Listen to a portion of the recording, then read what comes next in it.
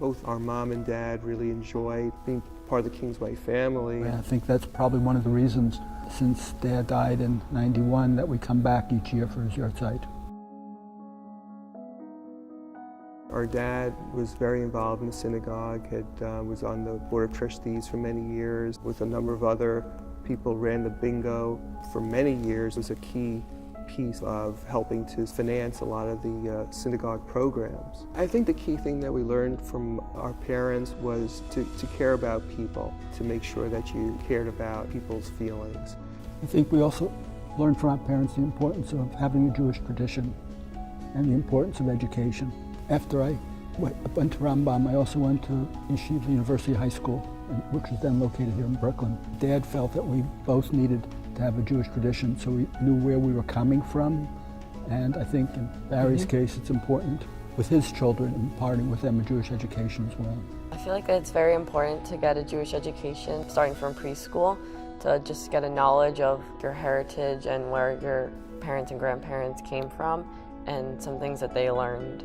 Being given that kind of education, you learn a lot of very special things about relationships, about people. For his side of the family, there were many, many siblings, and something that was very special was that they still have Thanksgiving every year with over like 30 people, but that's all of his siblings. Finding a way to apply those to your actual life. Loving your family is very important. After Dad died, Mom was able at that time to come to synagogue. And part of the problem, especially after Dad just died, was that Mom wanted to say Kaddish for Dad. And she didn't read Hebrew per se, but she understood the transliteration. So we would go to, I would go with, and Barry would go with her to services, and where it came a point where she had to say something, we would pass a siddur back to her, so she knew exactly what to say and when to say it. The first time probably was when we were just dating. We had come here to services, then we went back to her house for lunch. It was just the four of us, Barry, me, Joel, and herself, and she started putting out like 4 different kinds of chicken, 10 different side dishes, and Joel even said, "Mom, why so many dishes?"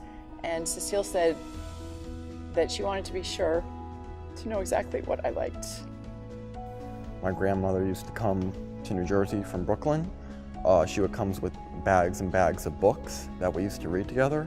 So doing something with knowledge and learning and younger people was something that we thought was important from the start. I feel that Cecile was so loving that rubbed off on me and on our 2 children. Children and youth and stuff was something that was very important to them, and seeing to get like more kids in the temple every Saturday morning, the younger generation, and raising them up was something that was very important to the 2 of them.